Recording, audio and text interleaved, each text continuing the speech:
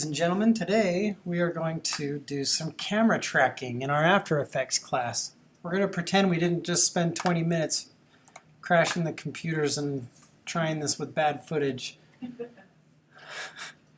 To get the files, you can either look on the M drive in our Web 3300 folder, the camera track folder.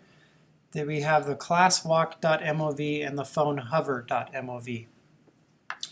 Also on Canvas, I zipped both of those up and put them in the camera track.zip. So, those are the two places you can find the files. Alright, so I'm going to make a new project. And I'm going to start by saving this project. I'm calling this one 3D Camera Track. I'm going to save that. And I need to import both of those .mov files. So here we are. I'm going to work on them directly off the M drive, but you guys will probably have them on your home hard drives. Okay, what's the best way to create a new sequence that'll have the same frame rate and same frame size as the footage you shot? I shot this footage with my iPhone. So you can right click and see what the footage is? No, I don't. If you select it here, you'll know what it is. It's 1920 by 1080, 30 frames a second. But if I want to create a sequence that matches that, Just create a composition from it, can't you? yep, I just create a composition, drag it down to this new comp icon right there, and there. Now we have a composition with the footage in there. All right, so I'm going to, first step is I'm going to right click on this layer that I have in my timeline right now, and I'm going to select Track Camera.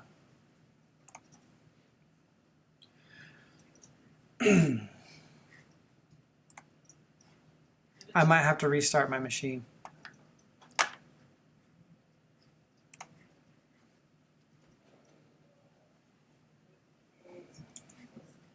The 3D camera tracker?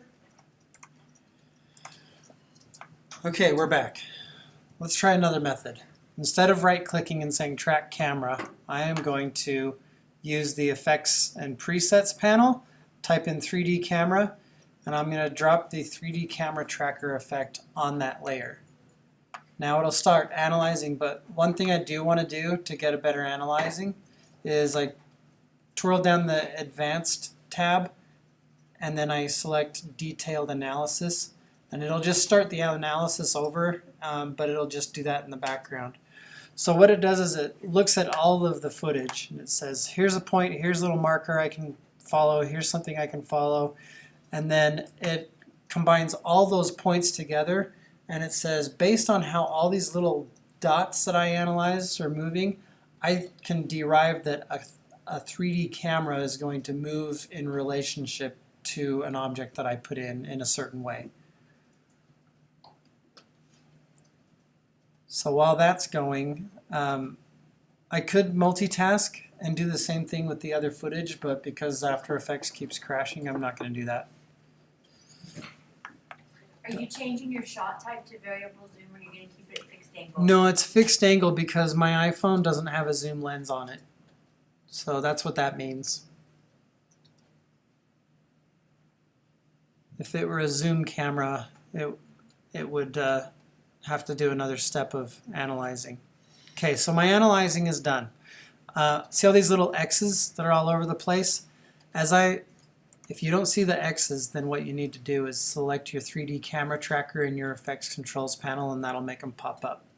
Also, if you're not seeing points that look anything like this, you might have to go to 2D source to switch this from 3D solved and 2D source to be able to get these marks. So now as I'm running my mouse over my screen, this disc, this bullseye disc is showing up, and what this is doing is it's taking as I move my mouse over, is it's taking 3 X's and trying to triangulate a plane. So what you need to do is pretend this disk is like a record. That if you hold it up right in front of you, then that means that the disk is perpendicular to what you're looking at. And then as you tilt it away from you and lay it flat, it would be parallel to what you're looking at. So what I want to try and do is find a triangulation that will make this disk look like it's either laying flat on the surface of the phone or flat on the surface of the table. That doesn't quite do it because this one is on the phone. So let's go forward a little bit, see if we can find a point at which we can make that disk lay right flat on the table, and I think that's it right there. Okay, so there's a couple of things you can do. You can right click here and you have a couple of different options. You can create text and a camera, you can create a solid and a camera, or you can create a null and a camera. So what I'm going to do right now is I'm going to create a null and a camera. And that'll put my null right there. See how small that is? So another thing I can do is go back up, select my 3D camera tracker, and then take that same point right now, and I can just now, when I right click on it, I already have my camera, so I can create text if I want to. Add a text layer, nice big text layer. And then, so right now, what we've done is we've created this text layer that if... Wait, did you press T for text? And No,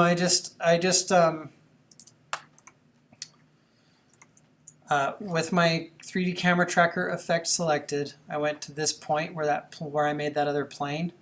okay. Could do it here. That looks good. Just right click on it again and say create text. Click on create text, and that'll create that text layer for you. Then when you select the text layer, you can either use the anchor point or those position handles to move this text layer over this way. So if we've done this correctly, if the 3D camera is looking good and we set that plane correctly, if I move the X and Y now, all it's going to do is slide that text layer along the surface of the table. Whoops, grabbed the wrong one. And then same thing with rotation. If I rotate those handles, it'll just rotate it on the surface of the table, if we did it right. So now if we want that text to stand up, we can rotate the X handle so that it stands up, and it'll look like this text is sitting right on the table. See if we did it right, and kind of looks like I did.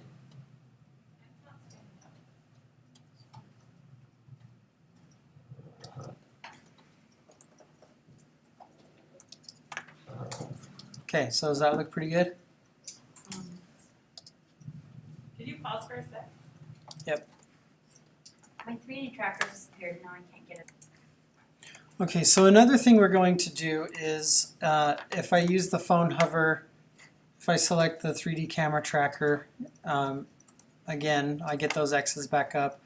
If I create another one that I hopefully will have on the surface of the phone, then we can create a phone face animation that we can then replace a solid with.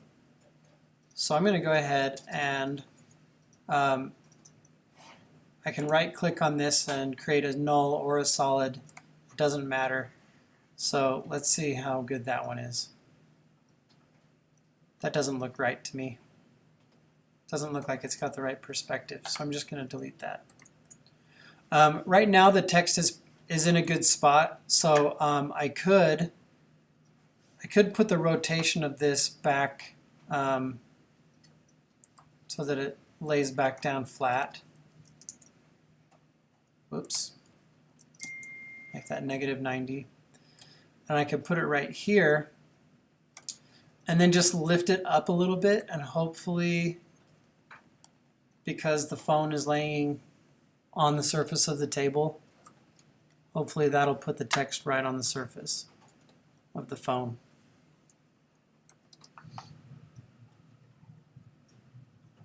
All right, okay, that was kind of a lucky guess that I did that right. Because I could have accidentally put it up too high, and then you can see it drifting. See how it's drifting over the top of it? All right, so I actually did a pretty good job of putting that on the surface. Problem is now, if I want to replace that text with an animation, I can't replace the text layer because the text doesn't have a source. So let me show you. I have a solid here. And if I try to replace it, it's a text layer. So that's why I probably should have started with a null. But I'd have a null, it's right here. So I can move the null over here, put it up on the surface of the phone, hopefully. Then I can replace the null, that null with another solid or animation or something, and then we'll be good.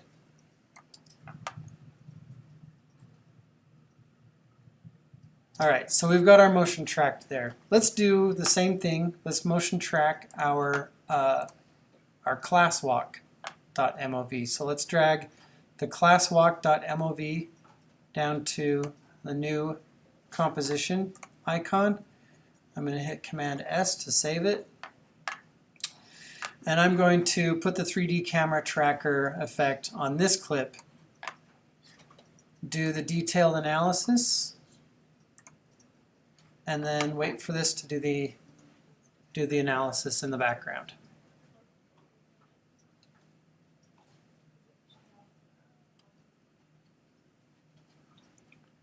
This is going to be fun. Can we crop ourselves out of it? Yeah, paint yourself out. Or you, yeah. All right. That's taking a minute. All right, the analysis is done. I got all my little X's, my pretty little X's all over this thing. Now what we need to do is I'm going to create a text layer that we're going to fly through as I walk my little iPhone forward. Okay, so what we need to do is find a plane that's either parallel with the ground or perpendicular to our view. And based on what I'm finding here, we're probably going to have better luck finding something that's parallel to the ground, although that looks pretty close.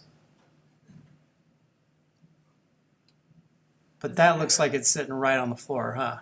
Does it matter where in the video we find the frame? Nope, no. As long as you find a plane that looks like it's either sitting right on the wall or sitting right on the floor.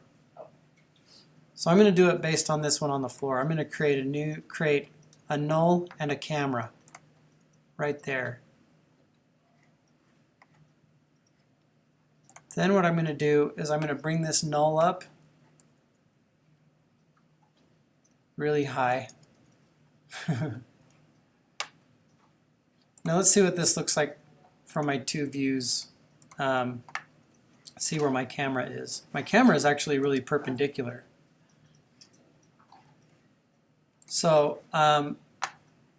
if I grab my null, do an orientation, and I rotate this in the X value so that it's standing straight up, which would be 90 degrees. Then on my Y orientation, this is 358 degrees right now. I'm going to see what happens if I drag this. Oh, that's the wrong one. Let's put this to 0. Let's make this X 0 and this Y 0. Just make it all 0. That way it's facing front. Then if I drag it toward the front,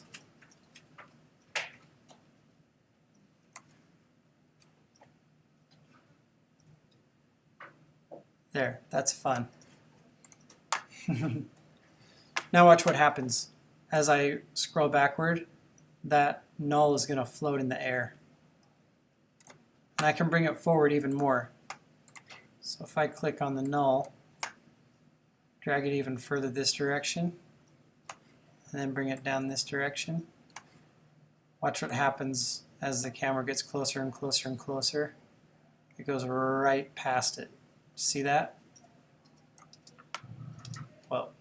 All right, now what we need to do is create a text layer, and then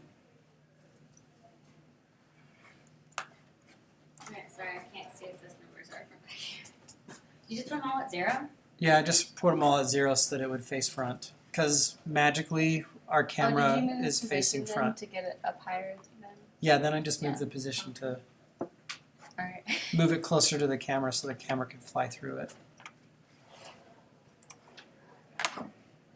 Okay, let's do a little pre-comp text layer.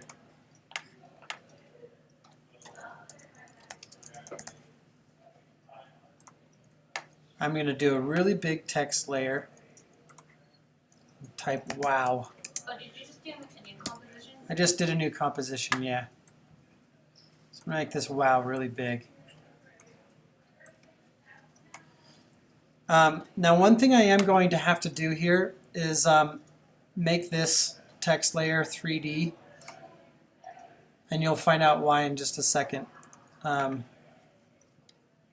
now if I go to the class walk, and with the null selected, if I go to the text layer in my project panel, drag that down to my timeline panel, holding down Option or Alt, it'll replace the null object with that text layer. Now my anchor point's all messed up.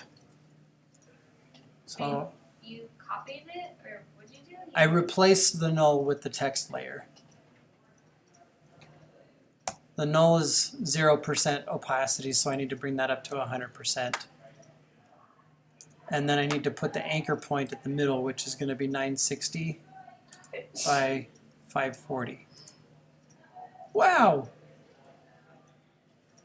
Now I'm going to adjust the anchor point a little bit more so that that O is going to be kind of in the middle of the screen. Now check this out. The text is fuzzy. Let's go to one view so you can see. The text is getting fuzzy.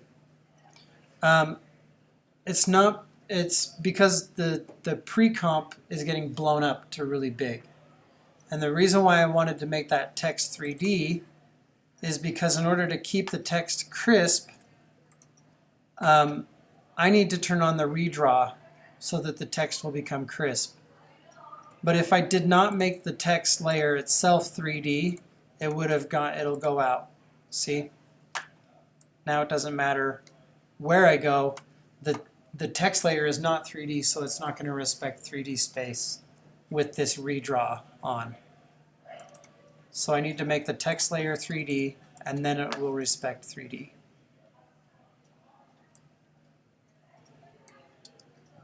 Now, I'm going to walk right through the middle.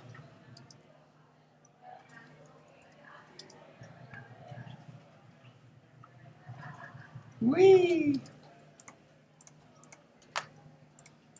Okay, so now for fun, is everybody with me up to that point? No? It's not on here. No. I got my text layer, but how did you replace your null with text layer? You just click and hit shift. Yeah, you hold down, you select the null in your timeline. Uh-huh. You grab the text layer and you drag it down into your timeline, drop it into your timeline while holding the key Option. So with Option down, drag it down, let go of your mouse, and it'll replace. Okay.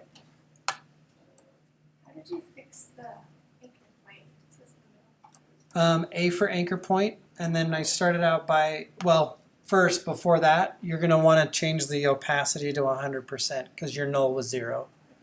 And then hit A for anchor point, and then type in the coordinates 960 by 540. That'll put it in the middle. Another thing you can do is Command Option Home. That'll put the anchor point in the middle. And then if you hit Command Home, it'll center it in your comp. That'll give you a good place to start with. Then you can just grab it right here and reposition it, and that'll move it. So I'm holding that option and I'm dropping it onto the null, but the wow doesn't actually show up. Yeah, mine does either. You need to change the opacity to 100%.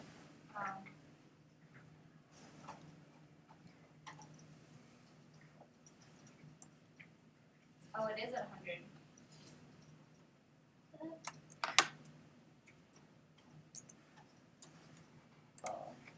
All right, just for giggles now, let me try something. I'm going to put this back to 2 views horizontal so I can see this from the top level. I'm going to duplicate this text layer and then grab the Z handle, push it back, duplicate it again, push it back again, duplicate it again, push it back. And now let's see what this looks like. Whoa! Whoa.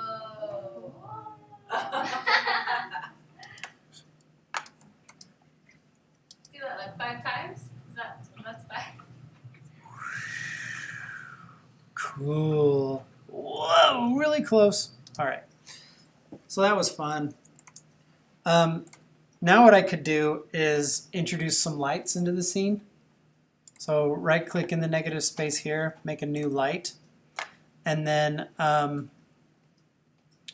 this should all be pretty good. But we want it to, let's not cast shadows because it'll take too long to render. So now with a light in the scene, I'm going to take the position of the light and put it way up high so that it's like the overhead light. And then I'm going to duplicate this light and set the light back.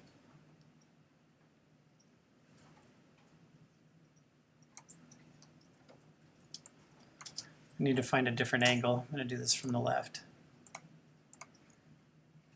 Okay. Grab the light, pull it back. Ooh, that's going the wrong way.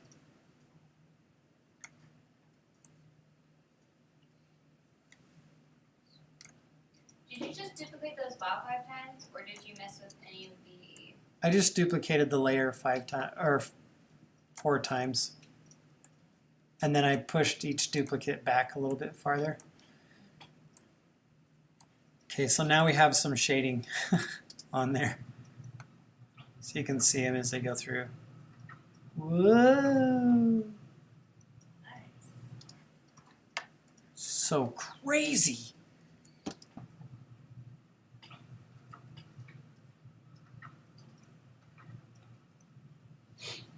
All right, fun, huh? So cool. What other fun things should we do? We could keyframe the position of all these now, so that like as we get closer to them, they spread apart. So that's where I want them to end. Now if I bring them all together, give them all the same position as this one, which would be 986 by 445 by 0.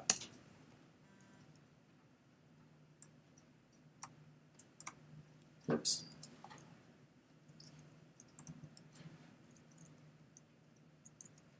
All right. So with them all selected, position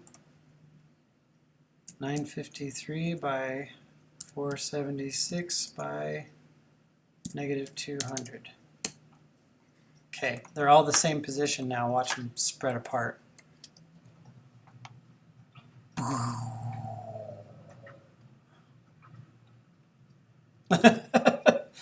That was weird. Do it again. Do it again! All right. I can't do it again until I ease it.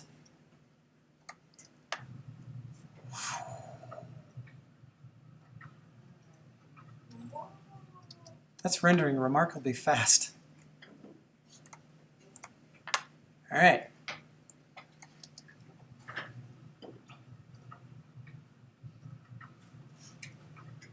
Okay, so that's fun, right? Okay, next week, what we're going to do is, all right, so what you would do now with this, now that this is done, is you would do your write-on effect and let the text get written on in the middle of the shot so that as you approach it, Do you write on effect in this scene? yeah, you could, instead of this pre-comp, you would have the pre-comp with your write-on effect happening, and then you would drop it into the 3D space and you would go, it would write on and then you would walk through it. So that's one thing you could do. Or you could have your write-on effect be in your text hover or your phone hover animation. Okay, next week we're going to build the hologram for the phone face. Okay, so keep this project handy. So Scott, Yeah. if we did I did the write-on effect, but I could never get my video to track it right. So can I just scrap that old video and just use my write-on effect on this video? Mm-hmm. Okay.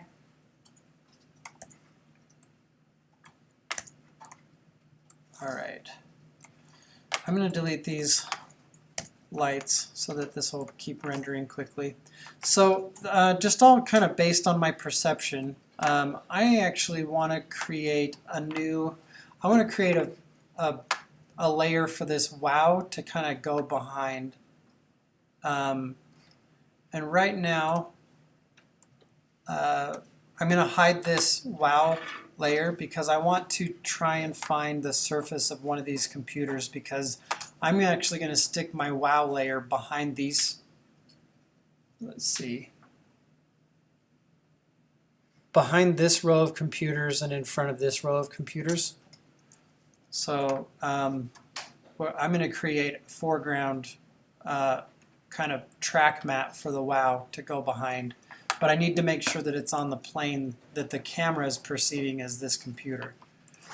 So I'm going to select the classwalk.mov, select the camera tracker, and try to find a plane for that computer.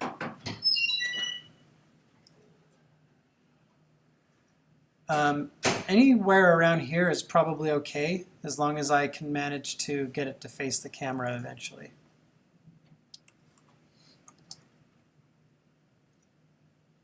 Let's try.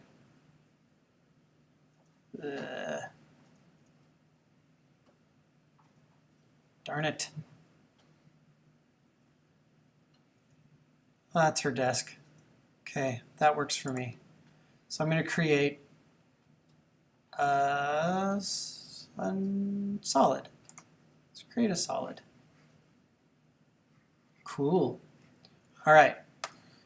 Let's deselect that, select this new solid, and let's change the orientation of this solid to, whoops. Let's change the orientation of this solid to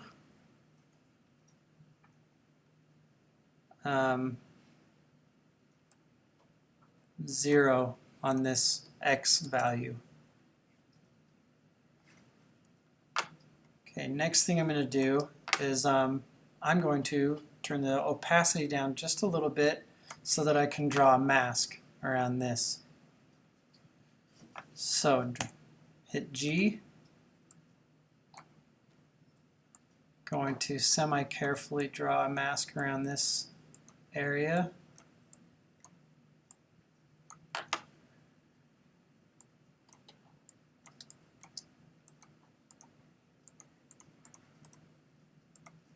And hopefully that's enough.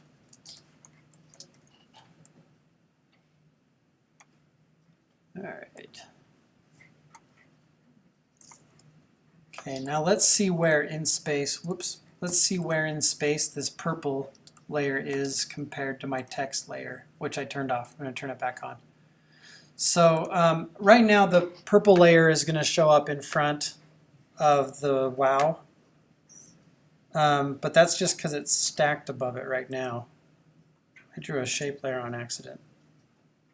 But I'm going to go to my two views horizontal to see where these are. I like looking at things from the top. Okay. My text layer actually is behind it. So that's good. I'm actually going to just push this text layer back a little bit. And then I'm going to scale it up a little bit.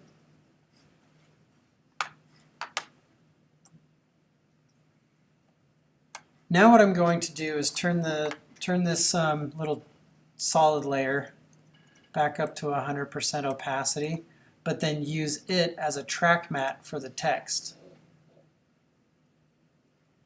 And what that'll do is, if I do alpha inverted, then it'll make it kind of look like the text is behind. So I could refine this a little bit more. Should probably add some feather to it.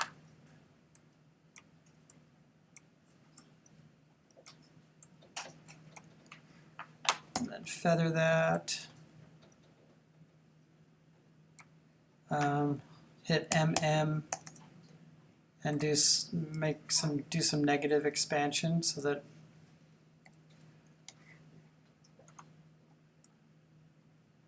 that edge looks a little bit better.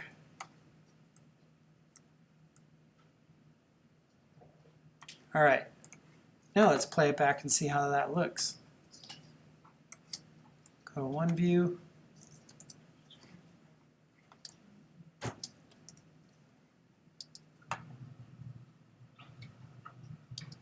Okay, so that worked okay. Problem is there's depth difference between the computer and the front of the desk right here. We would need to do some more complex stuff to make this look perfect. But we have another issue. We have a shoulder here. So I'm just going to deal with it. We could do this whole process again. Look, we can move that text behind.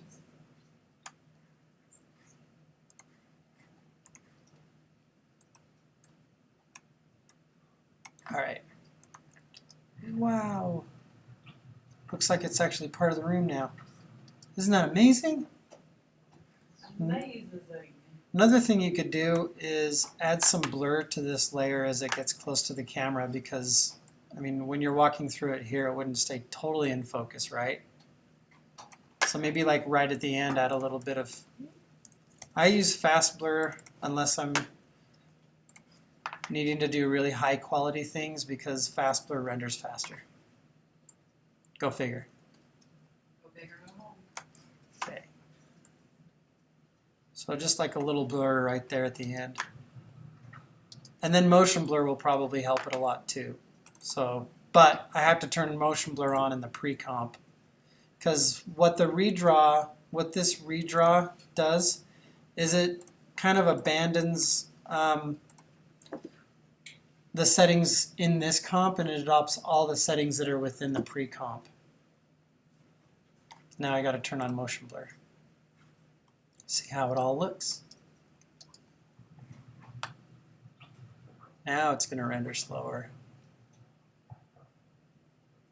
See the blur happening out here? Is it not doing your tunnel anymore? Did you hide that? No, I deleted the tunnel. Oh, okay. I was just showing you that because it's silly and fun. So if we did an extrusion of this text, it would look like 3D text, and that's kind of how they do the titles in Fringe. And then they take lots of pictures of the surrounding environment to do reflection maps and add reflection to it. But Because in order to get an accurate reflection of this, I would need to put the camera where the virtual WOW is, and then do a 180-degree photo of the wall behind the camera so that we could have it reflect into the letters. But that's more 3D animation and compositing than this is. So anyway, this is just 3D camera tracking. Good times, right? Excellent. Let me do a write-on animation real quick. We'll just test it. I'll be right back. Okay. I didn't troubleshoot this. There's something that I think is going to happen. If it doesn't, then I'll be happy. If it does, then I'll just tell you how to deal with it.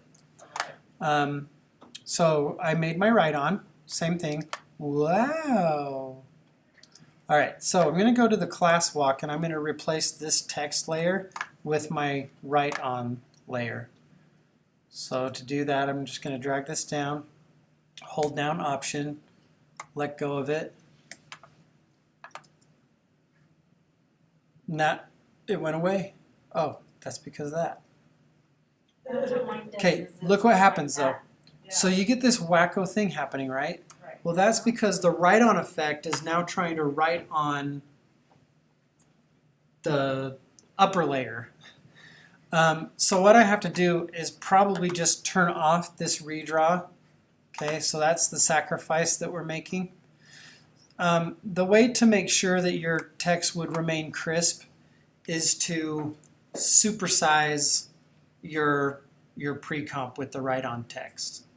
Like make it really, really big, so that you have plenty of resolution to put it in here without relying on the redraw, which is going to do that to your write-on effect. Okay, so you just have to turn off the redraw. But mine's starting to get pixelated here because it's making that pre-comp get really, really big as I'm approaching the camera. I could redo my WOW write-on with a comp that's really, really big and then put it at like a 50% scale, which would bring my resolution back as I'm walking through it. Okay, then hopefully by the time I get too close to it, I'm adding my blur, and my motion blur will be compensating for the fact that I'm blowing pixels up. All right.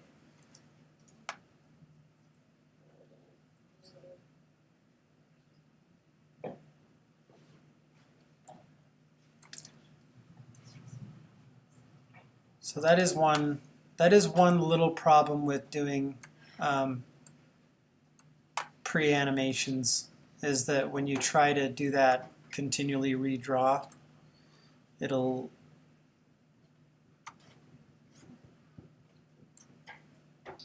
mess things up.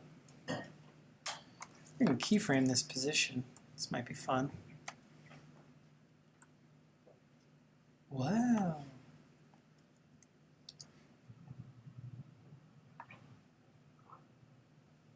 Yeah, anyway. Another cool thing you could do is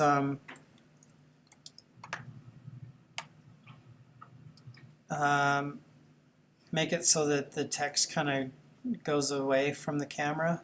You could like parent it to the camera, and then it'll actually make it appear stable. Which I don't know why you would do that, but some people might want to. All right.